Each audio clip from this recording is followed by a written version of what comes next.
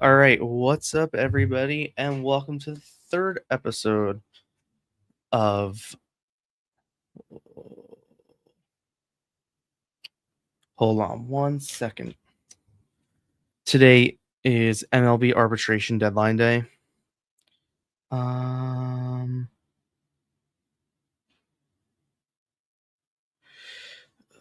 Hold on one second. This is a bad way to start this.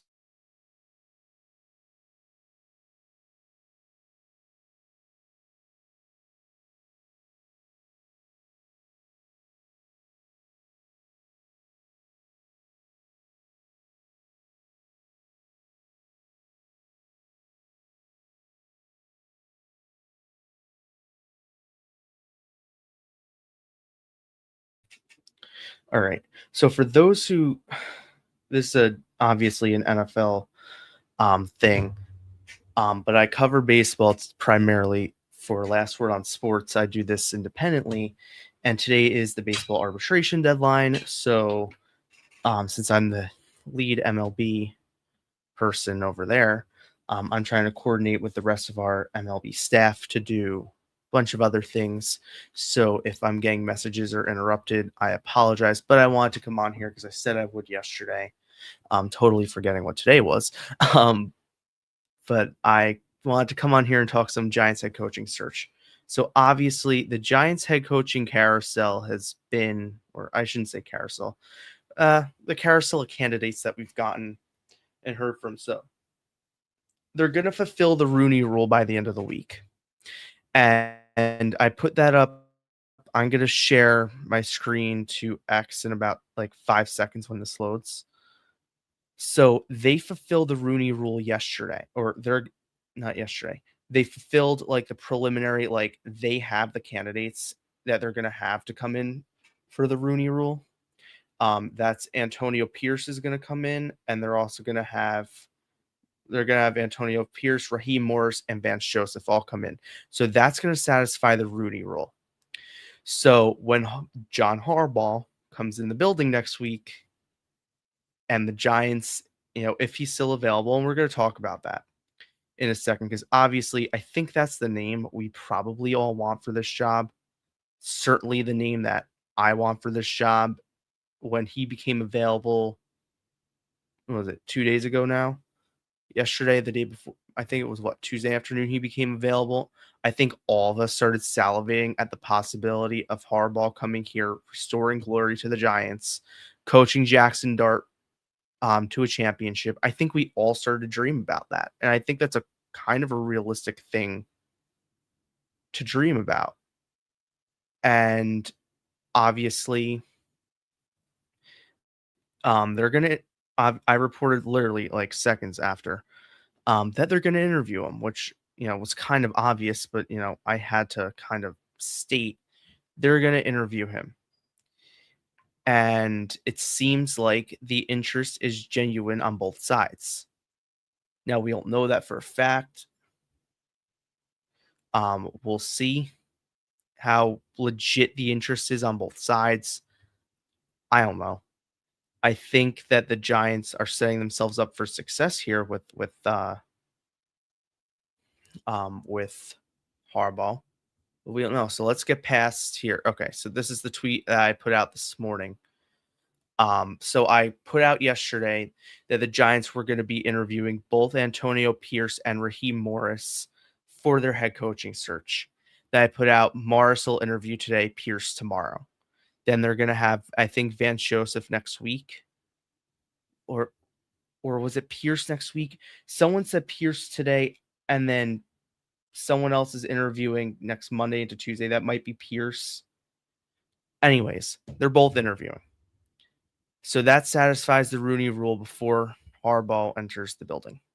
That's a big deal because if the Giants wanted to just say, okay, you're here, regardless of what happens in Miami, and I think the Miami GM search actually has a lot to do with the direction of the Giants, coincidentally, because I think if the Giants hire not the Giants, if the Dolphins hire what's his name? Hold on, let me get this up. Dolphins GM. It's gonna come up. I forget the name. If they hire Chad Alexander, the Chargers assistant GM, who has a very good relationship with John Harbaugh, I think the chances of the Giants getting Harbaugh goes right in the tank. And I don't want to sit here and disappoint fans because you know what? Giants fans have suffered for a very long time.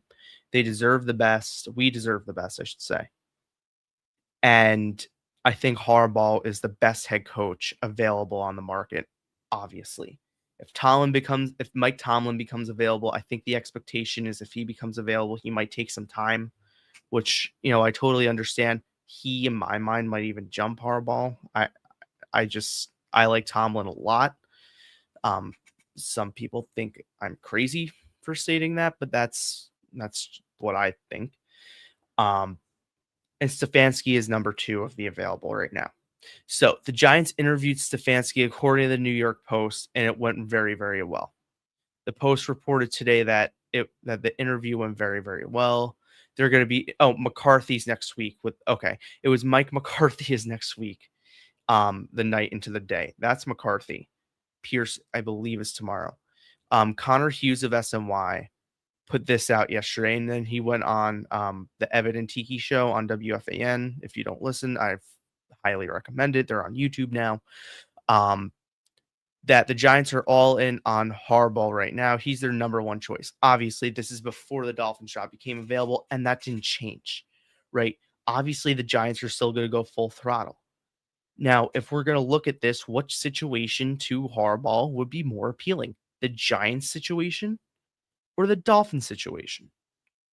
The Giants have a young, moldable quarterback. They have cap space. They have the financial wherewithal to do whatever he wants.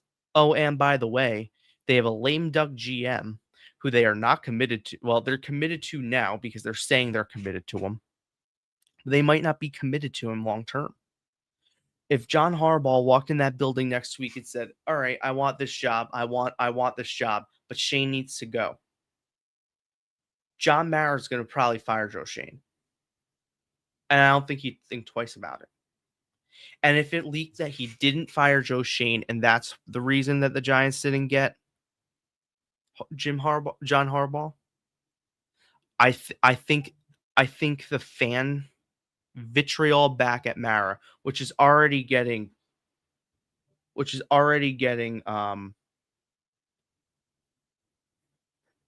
it's getting blown up a lot right now. Right? Obviously the fans of the Giants obviously we all understand and sympathize for Mr. Mara.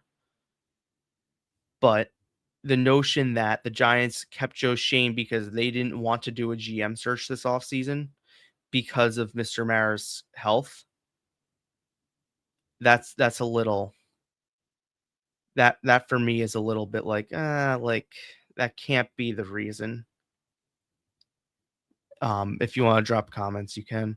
That can't be the reason that the Giants don't hire somebody because of someone's look, I feel bad for Mr. Mara. I do. And I'm saying this. I really do. But you can't just neglect the team because of it. What about Steve Tisch? Steve Tisch can't handle a GM search? Or look at the Miami Dolphins. They're calling in external Troy Aikman's doing their GM search or helping with it. You can't call in a bunch of former Giants that would come in and advise you on a GM search. They'd happily do it.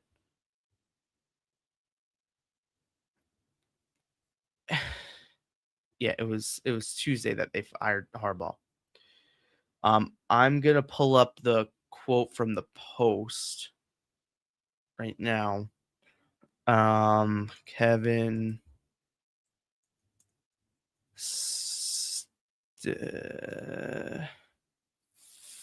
Fan.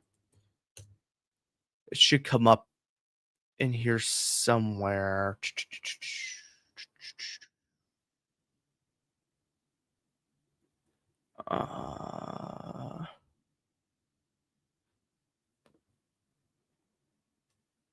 hold on. Let me go to New York Post.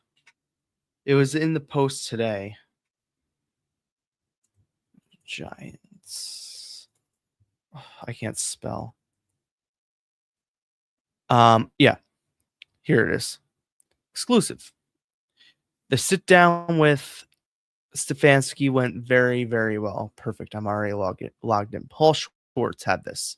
Not all interviews go according to plan. That's how we start this. It sounds like the Giants sit down with Stefanski went well. It was a positive impression. A source told the Post, the medium, everything on the league.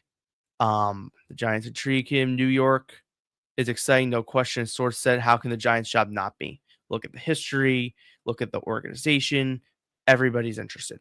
Okay, cool. So it's kind of like the Giants job's there. So is this, and this could literally be, okay, Stefanski is the backup plan. Ian O'Connor, who writes for The Athletic, had this out. I don't know why I don't follow him. Kevin Stefanski is indeed described as a very impressive guy, and meetings with the Giants front office and ownership into various department heads. But in the wake of Miami's opening, the Giants are said to be still very confident they'll get John Harbaugh in the building next week. We shall see. So if they get him in the building and the Rooney Rule is satisfied, here's a bright idea, Joe Shane and John Mara and Steve Tisch. Don't let him leave the goddamn building. If you're going to get him in the building, regardless of the Miami opening, and he's going to interview, any demand of a contract, any money he asks for a house, he asks for a car, I don't care what he asks for. He asks for a new GM, he asks you to sell the team. Do it. Do whatever you can do to get John Harbaugh in the building and keep him there. Don't let him leave. This should be a situation they should mimic. You know what they should do? They should call up the Patriots front office. And they should say, how did you get a deal done last offseason with Mike Vrabel? With all the intriguing openings, the Jets, a little intriguing. The Jaguars were an opening. The Raiders, etc. How'd you get a deal done that quickly with Mike Vrabel? Obviously, once it became available, it was like, this is a match made in heaven. How'd you get a deal done that quickly? And take a tip from them. The Giants are in pretty much the same situation the Patriots were a year ago. Same record, rookie quarterback, in need of a stable voice at the head of the organization. And look, Kevin Stefanski can be that stable voice at the head of the organization. But when John Harbaugh is out on the market and you're the New York Giants, you be the New York Giants and you go get John Harbaugh. That's just what you do. And until I see the Giants go out and do it, the door's going to be open for him to go elsewhere. There's no guarantee the Giants get this guy. Now, it seems increasingly likely as the days go on that, every Giants fan should be an Eagles fan, a Bills fan, and a Packers fan this weekend. Because if Sirianni gets fired, that job shoots to the top of the list. If McDermott gets fired, that job shoots to the top of the list. If LaFleur gets tired, that job shoots to the top of the list. And if LaFleur gets fired, of the three, he'd be my most intriguing candidate as a Giants for a Giants head coach. He would be the most intriguing candidate to me. I have no interest in Sirianni. I have no interest in McDermott. Neither one of them. They both go to the playoffs. I don't think Sirianni is a good head coach. Neither one of them interests me. The Eagles job is the one I think everyone should be most concerned about opening. But we shall see. And I think the Green Bay job might open if they lose to the Bears because it's a division rival. It's that rivalry. They had the Micah Parsons trade at the beginning of the year. They underperformed throughout most of the season, and LaFleur's name's been on the hot seat all year. So why wouldn't they think, you know what, we brought in this talent to win a Super Bowl. We got eliminated on wild card weekend by our division rival. You're gone. Like the Bears are not going to fire Ben Johnson, I don't think. And if they do, then, you know, if they fire Ben Johnson, then maybe the Giants would hop on that. Hold on.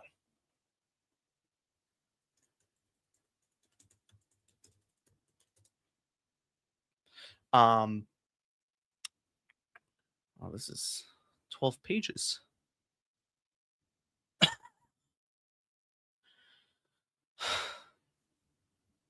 It's been a long day of editing for me. Writing and editing, a long day.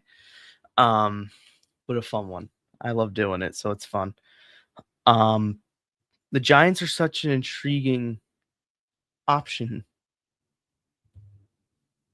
but they have to do this right. They can't screw around.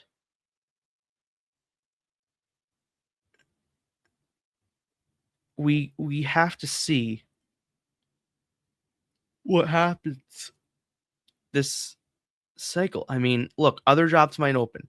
If Pittsburgh opens and Tom wants to coach again, which he might not necessarily, like the indication, you know, Tiki Barber spoke on WFAN today about that specifically because he was saying his brother's very close with Tomlin, and the indication is like if Tomlin leaves, or like if Tomlin steps away, or if Tomlin's relieved of his duties, he's just going to take time off, and maybe he'll come back, but maybe he won't come back. That's the indication with Tomlin.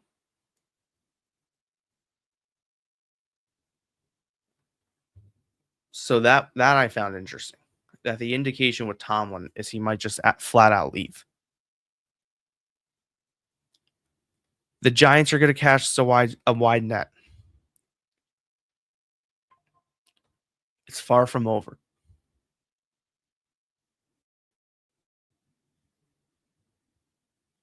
But I think the Giants are in a good spot to do what they need to do. I don't know why it does this.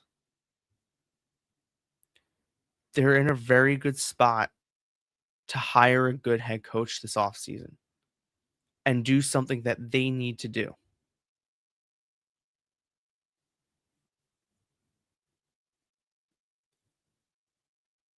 And this is cool. This I found cool. Peacock is introducing enhancements to its broadcast that will allow you to adjust the audio, including muting the announcers. So, Sunday Night Baseball just got better because Collinsworth's voice is fucking going off. Oh, you know what? They should let you mute individual microphones. Someone had that yesterday. But obviously, as the Giants continue to interview candidates, they did interview Kafka yesterday. I think that's a nothing burger. I don't think he is getting the job. I don't think he was ever getting the job. But they did interview Kafka, so it's worth mentioning. I'm going to leave it there because I think that's all we have right now. Like the Giants haven't, I mean, you can't really say they haven't done much. It's been 2 days. Really, like it's been a couple days. But they need to, once they get Harbaugh in the building and that situation becomes clear, because remember, the Dolphins are behind the Giants in terms of like coaching candidates. They have to fulfill the Rooney Rule. They can't just interview 3 candidates, 2 minority or female candidates, and Harbaugh and be like, it's done. Because ESPN reported they never had contact with Harbaugh, which I don't know if I believe that fully, but Schefter reported it, and he's normally very good, so you never know. But that's where things stand right now. Harbaugh's the leading candidate, Stefanski's 2, and then it's probably McCarthy. You know, maybe Raheem Morris impresses this week. We'll see. We'll go from there. I'm going to end it since the arbitration deadline's in like 90 minutes, and I really want to hopefully this finishes so I can get this out as soon as possible. But thank you so much for watching. Subscribe and have a great night. Let's hope the Giants get Harbaugh. That would just be the easiest solution to all of these problems.